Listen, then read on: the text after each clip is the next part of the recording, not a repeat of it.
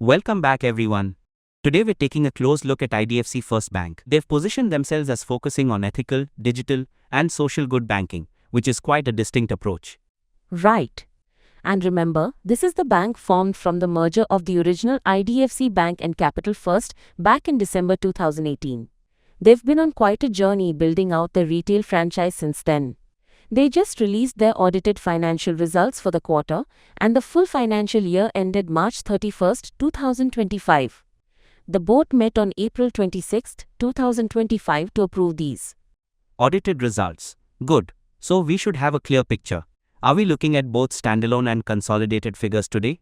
Yes, the bank has provided both, and we'll cover the key numbers for each.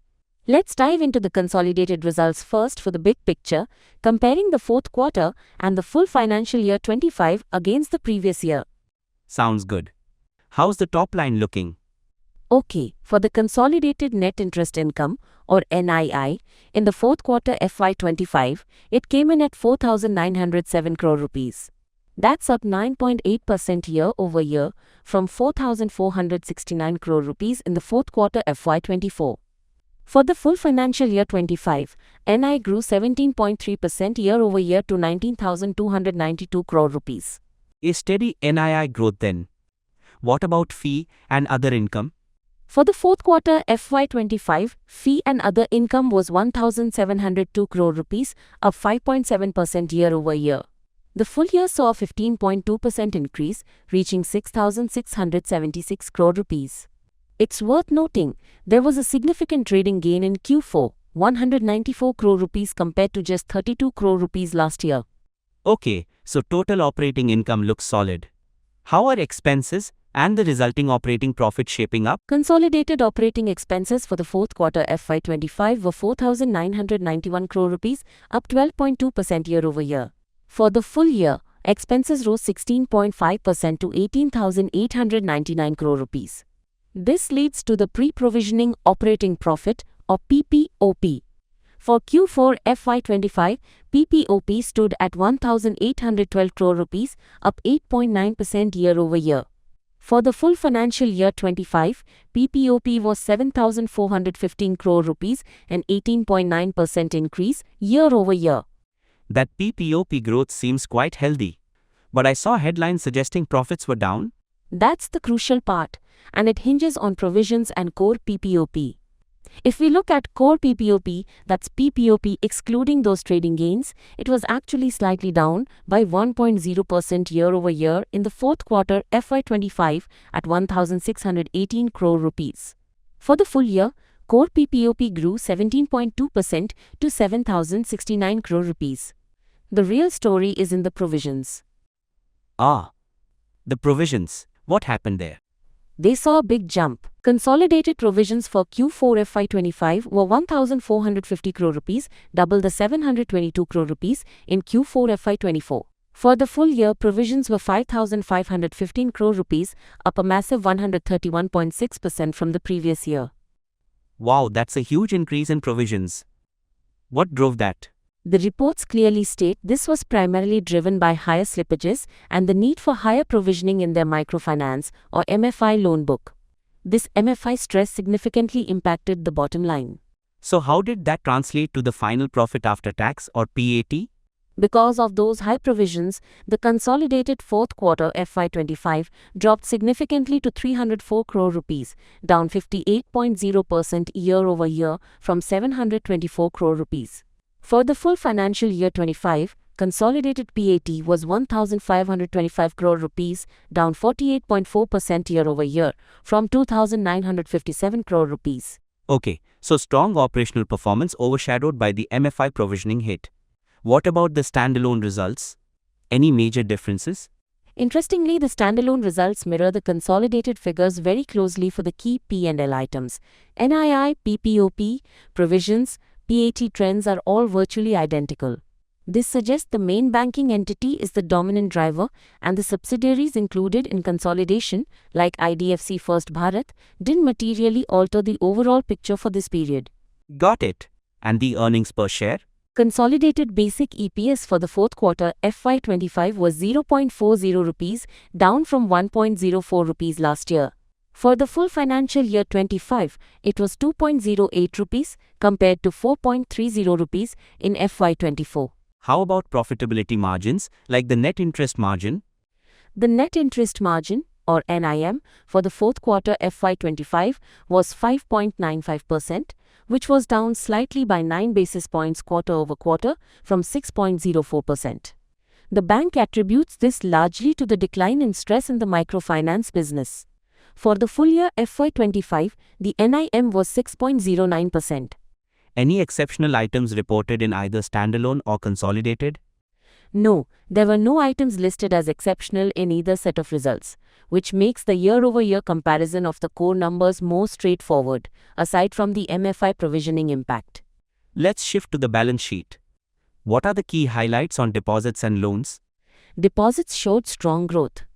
Consolidated customer deposits reached 2,42,543 crore rupees by March 31, 2025, up 25.2% year-over-year. Retail deposits were the main driver, growing 26.4% year-over-year to 1,91,268 crore rupees, making up 79% of total customer deposits. CASA deposits also grew well, up 24.8% year-over-year to 1,18,237 crore rupees. And the CASA ratio? The CASA ratio stood at 46.9% as of March 31, 2025, slightly down from 47.2% a year ago, but still quite strong. Okay, and on the asset side, the loans? Consolidated loans and advances grew 20.4% year-over-year to 2,41,926 crore rupees. The growth was led by the retail, rural and MSME segments, which collectively grew 18.6% year-over-year. Importantly, the bank continued to strategically reduce its legacy books.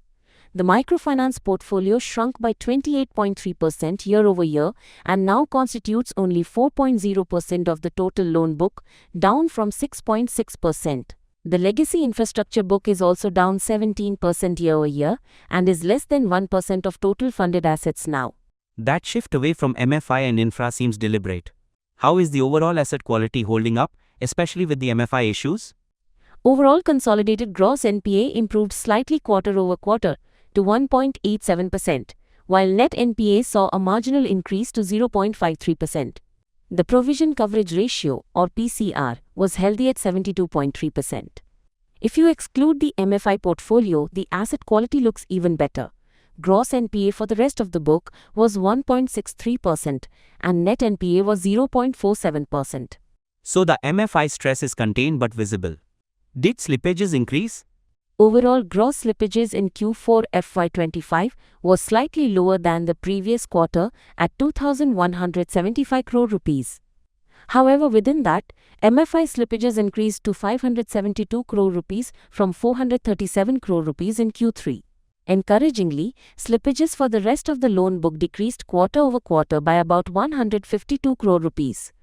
So improvement outside MFI, but continued pressure within it. Any insights from the cash flow statement or major events like dividends or capital raising? The detailed cash flow statement isn't in the summary results, but we have two major announcements. First, the board recommended a dividend of 0.25 rupees per equity share for FY25, subject to shareholder approval. Second, and this is significant, the board approved a fresh equity capital raise of approximately 7,500 crore rupees through compulsorily convertible preference shares, or CCPS. Who are they raising that capital from? The investment is committed by an affiliate of Warburg Pincus, Current C Investments BV, and a wholly owned subsidiary of the Abu Dhabi Investment Authority, or ADIA, Platinum Invictus B 2025 RSC Limited. This is subject to shareholder and regulatory approvals, of course. That's a substantial capital raise. What does that do to their capital adequacy ratio? As of March 31, 2025, post the proposed dividend, the CRAR stood at 15.48%, with CET1 at 13.17%, which is comfortable. However, the bank stated that post the conversion of this new capital raise and accounting for the dividend, the pro forma CRAR calculated on March 31 numbers would jump to 18.20%, with Tier 1 at 15.89%. That significantly strengthens their capital base for future growth. Okay, let's look at the segments. How did the different parts of the bank perform based on the standalone segment results? Right. Looking at the standalone segment results for the full year FY25. Treasury contributed significantly to profit before tax and interest. Wholesale banking also showed decent profitability. Retail banking, which includes both digital banking and other retail banking, is by far the largest segment in terms of assets, nearly 2 lakh crore rupees and revenue, but its contribution to profit before tax and interest was comparatively lower, likely reflecting the investments in building the franchise, the cost structure, and importantly, the impact of provisions, especially from the MFI piece within retail rural. Other banking business also contributed positively. So retail is the growth engine but still scaling up its profit contribution relative to its size. How does this all tie together when we assess the overall performance? Overall, for FY25, IDFC First Bank demonstrated strong growth in its core operating metrics. Deposits are up significantly, driven by retail. The loan book grew robustly, focusing on retail, MSME, while shrinking MFI and infra. Operationally, the PPOP growth was healthy. However, the necessary high provisions for the MFI portfolio significantly impacted the reported PAT. The standalone and consolidated results were very closely aligned. Encouragingly, the core PPOP, excluding the MFI business, grew strongly by over 30% year-over-year in FY25. Were there any other significant notes or accounting changes mentioned? Yes, the merger of erstwhile IDFC Limited with the bank became effective on October 1, 2024. The results reflect the post-merger structure, and the bank has detailed the pooling of interest accounting method used and the creation of a merger adjustment account. They also mentioned adopting new RBI directions on investment portfolio classification from April 1, 2024, which had a positive impact on net worth, and a change in accounting for ESOPs to fair value for more employees, which slightly increased employee costs. The MFI situation is also detailed, noting that while provisions were taken, existing buffers of 315 crore rupees weren't utilized, and 66% of the MFI book is covered by the CGFMU insurance scheme. Now, a critical check, the auditor's report. Anything flagged by the joint auditors, Kalyaniwalla and Mistry and MP Chitale and Co.? This is a key positive point. For both the standalone and the consolidated financial results for the year ended March 31, 2025, the joint auditors issued an unmodified opinion. Unmodified, meaning a clean bill of health on the financials presented? Exactly. It means that, in the auditor's opinion, the financial results give a true and fair view and comply with the relevant accounting standards and regulations. They do include the standard carve-out, stating that the Pillar 3 disclosures related to Basel III capital regulations, which are on the bank's website, have not been audited by them, which is normal practice. But the main financial statements received a clean opinion. That's definitely reassuring, especially given the MFI headwinds. So wrapping up, what's the outlook? Disclaimer. We advise investors to check with certified experts before taking any investment decisions. The outlook seems cautiously optimistic, balanced by the need to fully resolve the MFI stress. The bank has demonstrated strong growth momentum in its core retail and commercial franchises. The significant capital raise provides a strong buffer and fuel for future growth. Key drivers will be continued execution in scaling the retail bank profitably, managing asset quality effectively, especially normalizing the MFI book, and leveraging the digital platform. Risks include the potential for lingering MFI issues, competition, and the broader macroeconomic environment impacting loan demand and repayments. The unmodified auditor's opinion provides significant comfort regarding the reported financials. So to summarize, IDFC First Bank's FY25 showed strong underlying business growth in deposits and loans, ex-MFI, infra. Profitability was hit hard by necessary MFI provisions, causing a sharp drop in PAT despite healthy PPOP growth. Key strategic moves include the large capital infusion planned and a continued focus on retail. Crucially, the auditors have given a clean, unmodified opinion on both standalone and consolidated results. That sums it up well. The MFI situation clearly impacted the FY25 numbers, but the core franchise growth, the capital strengthening, and the clean audit report are key factors to consider going forward. Great analysis. Thanks for breaking that down for us. And thank you all for tuning in. We'll be back soon with more financial insights.